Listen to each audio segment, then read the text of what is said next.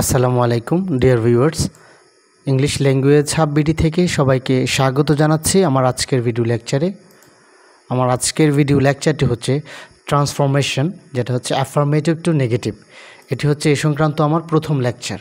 ভিডিওটি শেষ পর্যন্ত দেখুন, আশা করি উপকৃত হবেন ইনশাল্লাহ। আমার চ্যানেলটি সাবস্ক্রাইব করুন আর নিয়মিত আপডেট পেতে বেল আইকনে ক্লিক করে রাখুন।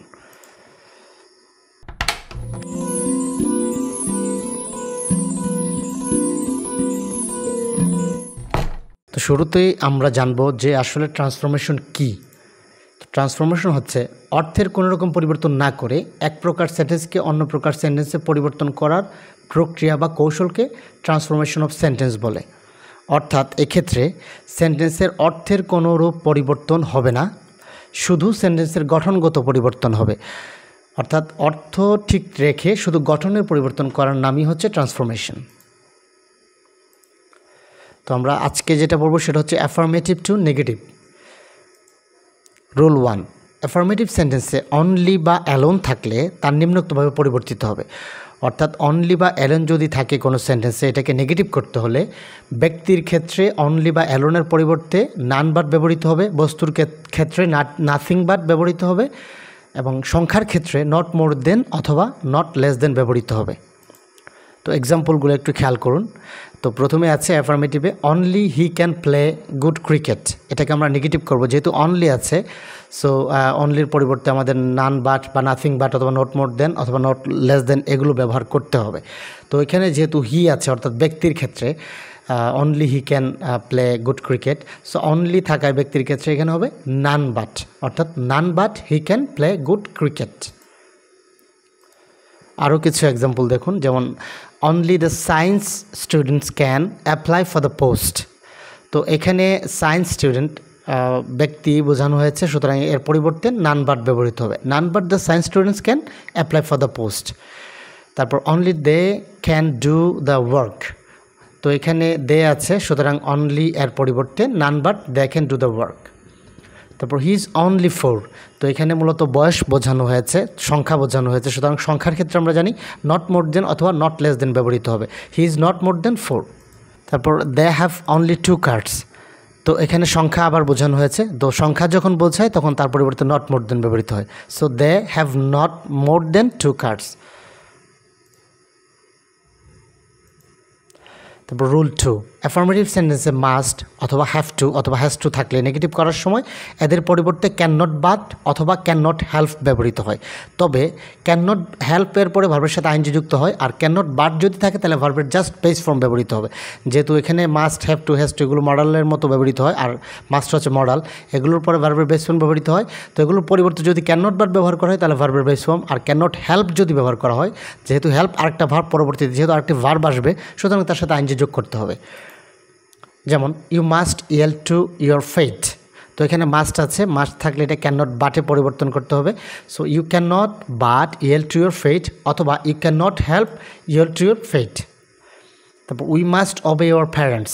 তো এটা হবে we can not but obey your parents অথবা we can not help obeying. Help যখন ব্যবহার করবো তখন ভার্বের সাথে আইএনজি যুক্ত হবে, ওবেইং আওয়ার প্যারেন্টস। রুল 3, এভরিকে নেগেটিভ করতে হলে এভরি এর পরিবর্তে দেয়ার ইজ অথবা দেয়ার ওয়াজ নো ব্যবহৃত হবে। তারপর এভরি এর পরের শব্দটি ব্যবহৃত হবে, আর বাট আসবে এবং প্রদত্ত সেন্টেন্সের বাকি অংশ। অর্থাৎ এভরি দিয়ে শুরু হলে সেন্টেন্সকে নেগেটিভ করতে হলে দেয়ার ইজ নো অথবা দেয়ার ওয়াজ নো, যদি পাস্ট টেন্স হয় তাহলে দেয়ার ওয়াজ, আর এভরির পরে ওয়ার্ডটি এবং বাট বসবে এবং ভার্ব থেকে অর্থাৎ বেস ফর্ম থেকে বাকি অংশটি ব্যবহৃত হবে। তো এক্সাম্পলগুলো খেয়াল করুন। এভরি ওয়ান হেটস এ টেরোরিস্ট। তো এখানে এভরি আছে, সুতরাং এভরির সাথে এখানে আছে ওয়ান যুক্ত, সুতরাং there is no one but hates a terrorist, অর্থাৎ বাট আছে এবং ভার্ব থেকে বাকি অংশটি ব্যবহৃত হয়েছে। Everybody fears a lion. তো এখানে হবে there is nobody but fears a lion. Rule 4, as soon as যুক্ত সেন্টেন্সকে নেগেটিভ করতে হলে অ্যাজ সুন এজের পরিবর্তে নো সুনার হ্যাড এবং প্রদত্ত সেন্টেন্সের সাবজেক্ট বসে, মূল ভার্বের পাস্ট পার্টিসিপল ফর্ম বসে, সেন্টেন্সের বাকি অংশ বসে, দেন ব্যবহৃত হয় এবং দ্বিতীয় বাক্য বসে। তো এক্ষেত্রে অ্যাজ সুন এজের ক্ষেত্রে মনে রাখতে হবে নো সুনার হ্যাড দিয়ে শুরু হবে, এক্ষেত্রে সাবজেক্টটি বসবে এবং প্রথম ভার্বটির পাস্ট পার্টিসিপল ফর্ম এবং পরবর্তী ভার্বটির অর্থাৎ পরবর্তী ক্লজের ভার্বটির পাস্ট ফর্ম ব্যবহৃত হবে। তো আমি এখানে একটু বড় করে দিয়েছি, যেমন no sooner had subject of subordinate clause, তারপর ভার্বের পাস্ট পার্টিসিপল ফর্ম, তারপর অবজেক্ট, দেন ব্যবহৃত হবে, তারপর প্রিন্সিপাল ক্লজ। এই প্রিন্সিপাল ক্লজের ভার্বটি হবে পাস্ট ইনডিফিনিট টেন্সে, অর্থাৎ ভার্বের পাস্ট ফর্ম ব্যবহৃত হবে। যেমন as soon as he saw the tiger he ran away. So এখানে অ্যাজ সুন এজ আছে, সুতরাং নো সুনার হ্যাড ব্যবহৃত হলো। No sooner had he seen, এই যে মূল ভার্বের past participle form the tiger, then he ran away, এখানে পাস্ট টেন্সে আছে, এটা পাস্ট টেন্সেই থাকবে। He promised to call me as soon as anything was heard. No sooner had anything been heard, মূল verb past participle form, he promised to call me. Rule 5. Affirmative সেন্টেন্সকে negative করার সময় উক্ত সেন্টেন্সে ভার্ব অথবা adverb অথবা অ্যাডজেক্টিভের বিপরীত শব্দ বসাতে হয়, এবং সেন্টেন্সে অক্সিলারি ভার্ব থাকলে অক্সিলারি ভার্বের পর নট বসে, আর অক্সিলারি ভার্ব না থাকলে সাবজেক্ট অনুযায়ী ডু ডাস অথবা ডিড ব্যবহার করতে হয়। অর্থাৎ অ্যাফার্মেটিভ সেন্টেন্সকে নেগেটিভ করার সময় যদি এটা সিম্পল সেন্টেন্স হয় তাহলে সেক্ষেত্রে ভার্ব বা অ্যাডভার্ব অথবা অ্যাডজেক্টিভের আমরা অপোজিট ওয়ার্ড ব্যবহার করব, এবং এক্ষেত্রে অক্সিলারি ভার্ব থাকলে তারপরে নট বসিয়ে তারপরে আমরা সেন্টেন্সটি ওয়ার্ডটির অপোজিট ব্যবহার করব। আর যদি অক্সিলারি ভার্ব না থাকে ডু অথবা ডাজ আসবে, তার সাথে নট বসবে এবং অপোজিট ওয়ার্ড ব্যবহার করতে হবে। এক্সাম্পলটি একটু খেয়াল করুন, যেমন this was an extraordinary ship. তো এখানে ওয়াজ আছে, যেহেতু এটা একটি বি ভার্ব অক্সিলারি ভার্ব, তারপরে নট বসাবো এবং এরপরের যে এক্সট্রাঅর্ডিনারি অর্থাৎ এটার অপোজিট ওয়ার্ড আমরা ব্যবহার করব। So this was not an ordinary ship. I forgot his name. So এখানে ফরগট মূল ভার্ব আছে, তো এখানে জাস্ট নট বসালে হবে না, মূল ভার্ব পাস্ট টেন্সে আছে, এই জন্য ডিড আসবে এবং তার সাথে নট আসবে। আই ডিড নট, তারপর ফরগট এর অপোজিট ওয়ার্ড হচ্ছে রিমেম্বার। আর আমরা যেন নেগেটিভ ইন্টিগ্রেটিভ করার পরে ভার্বের বেস ফর্ম ব্যবহৃত হয় প্রেজেন্ট ইনডিফিনিট অথবা পাস্ট ইনডিফিনিট টেন্সে। So I did not remember his name. Rule 6, always যুক্ত অ্যাফার্মেটিভ সেন্টেন্সকে নেগেটিভ করতে হলে অলওয়েজের পরিবর্তে নেভার বসে অ্যাফার্মেটিভ শব্দটির নেগেটিভ রূপ বসাতে হয়। অর্থাৎ অলওয়েজ থাকলে সেটার পরিবর্তে নেভার বসবে এবং অপোজিট ওয়ার্ড ব্যবহার করতে হবে পরবর্তী ওয়ার্ডটি। যেমন he was always punctual. So এখানে অলওয়েজ আছে, হি ওয়াজ নেভার, পাংচুয়ালের অপোজিট হচ্ছে late, he was never late. তারপর travelling is always pleasant. So travelling is অলওয়েজের পরিবর্তে আমরা নেভার ব্যবহার করবো, আর প্লিজেন্টের অপোজিট ওয়ার্ড হচ্ছে unpleasant. Rule 7, than all other যুক্ত কম্পারেটিভ ডিগ্রিকে নেগেটিভ করতে হলে সেন্টেন্সটি নো আদার দিয়ে শুরু হবে, এনি আদার অল আদারের পরবর্তী অংশটি বসবে, প্রদত্ত সেন্টেন্সের ভার্বটি ব্যবহার করতে হবে, সো অথবা এস বসবে, কম্পারেটিভ ডিগ্রির পজিটিভ ফর্ম বসবে, আবার এস বসবে, প্রদত্ত সেন্টেন্সের সাবজেক্টিভ ফর্ম, অর্থাৎ সাবজেক্ট যেটা আছে এটার সাবজেক্টিভ ফর্মই বসবে। অর্থাৎ আমি আবারও বলছি সহজভাবে যে দেন অল আদার বা এনি আদার থাকলে নো আদার দিয়ে শুরু হবে, তারপর দেন এনি আদার অল আদারের পরবর্তী অংশটি বসবে, সেন্টেন্সের যে ভার্বটি ছিল সেটি ব্যবহৃত হবে। আর আমরা জানি সো এস অথবা এজের মধ্যের ওয়ার্ডটি পজিটিভ ডিগ্রি হয়, সুতরাং কম্পারেটিভের পজিটিভ ডিগ্রি করতে হবে, আর শেষের সাবজেক্টিভ বসবে। এক্সাম্পলগুলো খেয়াল করুন, he is better than any other boy in the class. So any other আছে, আমরা নো আদার দিয়ে শুরু করবো, no other boy in the class, অর্থাৎ এরপরের অংশটা পুরোটা ব্যবহার করলাম। তারপর ভার্ব ইজ, আর দুটি এজের মাঝখানের যে ওয়ার্ডটি সেটি হবে পজিটিভ ডিগ্রি, এখানে ছিল বেটার, এটা পজিটিভ ডিগ্রি হচ্ছে গুড। আর সাবজেক্টিভ ফর্ম এখানে হি আছে, সাবজেক্টিভ ফর্মে বসবে। আমরা জানি এজ, বি, ভার্ব এগুলোর পরে সাবজেক্টিভ ফর্ম ব্যবহৃত হয়।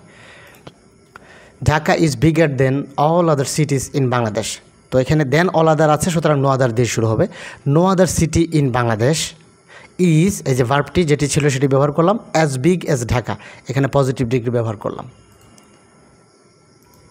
রুল 8, দেন যুক্ত কম্পারেটিভ ডিগ্রিকে নেগেটিভ করতে হলে দেনের শেষের অংশ প্রথমে বসে, তারপর টেন্স ও পার্সন যে ভার্বটি বসবে, নট বসবে, সো অথবা এজ, এবং মাঝখানের ওয়ার্ডটি পজিটিভ ডিগ্রি হবে, আর শেষে সেন্টেন্সের সাবজেক্ট বসবে। এক্সাম্পলগুলো একটু খেয়াল করুন, he is stronger than you. তো দেনের পরে আছে ইউ, সো ইউর সাথে আমরা জানি বিভার্ব এখানে হির সাথে ইজ ব্যবহৃত হয়েছিল, ইউর সাথে আর ব্যবহৃত হয়, সো ইউ আর, তারপর নট ব্যবহার করলাম, দুটি এস অথবা সো এস, এর মাঝখানের ওয়ার্ডটি আমরা যে পজিটিভ ডিগ্রি করব এবং সাবজেক্টিভ ফর্ম বসবে। He is stronger than you, you are not as strong as he, অথবা you are not so strong as he. I am taller than you. তো এখানে এটাকে নেগেটিভ করতে হলে হবে you are not as tall as me. মূলত negative করলে এই ধরনের সেন্টেন্সের ক্ষেত্রে সো অ্যাজ ব্যবহার করাটা হচ্ছে অ্যাপ্রোপ্রিয়েট, এখানে অ্যাজ ব্যবহার থেকে সো অ্যাজটা হচ্ছে অ্যাপ্রোপ্রিয়েট।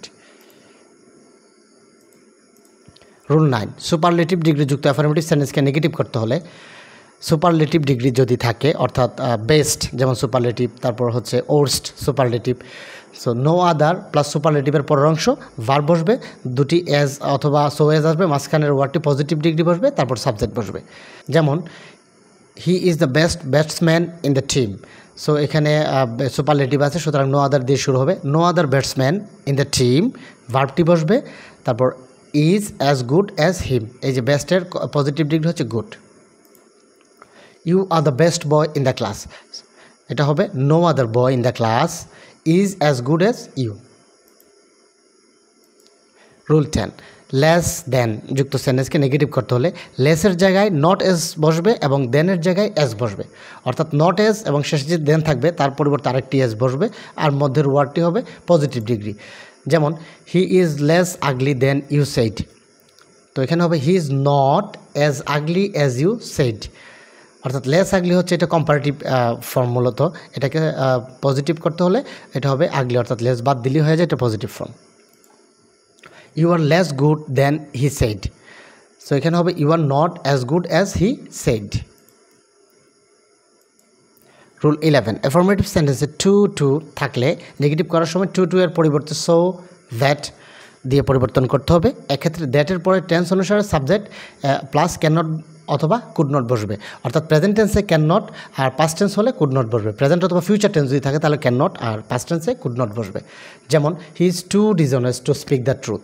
তো এখানে হবে হি ইজ সো টু এর পরিবর্তে সো ডিসঅনেস্ট দ্যাট।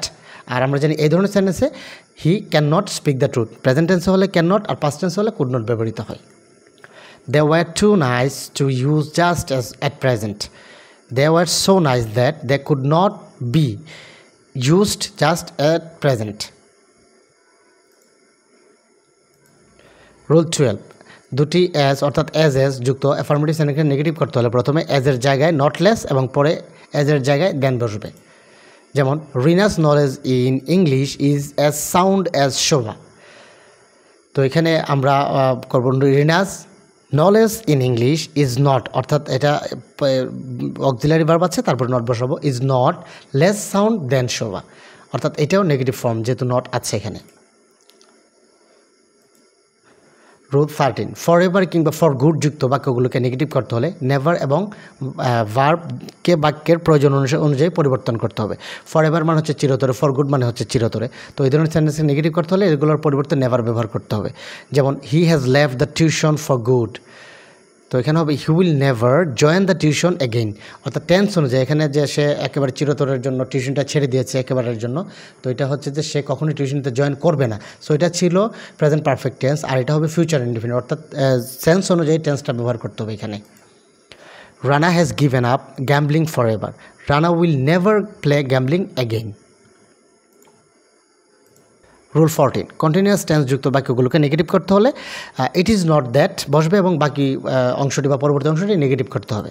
যেমন he is going to the function, তো হবে it is not that he is not going to the function, অর্থাৎ পরবর্তী অংশটা এই যে সেন্টেন্সটা এটাকে আমরা নেগেটিভ করব। I am digging the field, it is not that I am not digging the field. Rule 15, বাক্যের মধ্যে বোথ অ্যান্ড থাকলে কিংবা শুধু অ্যান্ড দ্বারা দুটি নাউন প্রনাউন অথবা অ্যাডজেক্টিভ যুক্ত থাকলে নট অনলি বাট অলসো ব্যবহার করে নেগেটিভ করতে হয়। যেমন both Bashir and Reza can do it. তো বোথ অ্যান্ড আছে, যেহেতু কম্বিনেশন আছে সুতরাং নট অনলি বাট অলসো হবে। Not only Bashir but also Reza can do it. He is honest and sincere. He is not only honest but also sincere. And দ্বারা যুক্ত দুটি এখানে অ্যাডজেক্টিভ আছে, এই জন্য এখানে নট অনলি বাট অলসো ব্যবহার করা হয়েছে। So viewers, thank you for watching this video. যদি এই ভিডিওটি আপনারা সম্পূর্ণটি দেখে থাকেন আশা করি অবশ্যই উপকৃত হবেন। আর যদি উপকৃত হয়ে থাকেন তাহলে একটি লাইক দিন, আর যদি কোনো প্রশ্ন থাকে সেটা কমেন্ট সেকশনে জানান, আর শেয়ার করে অন্যদের দেখার সুযোগ করে দিন।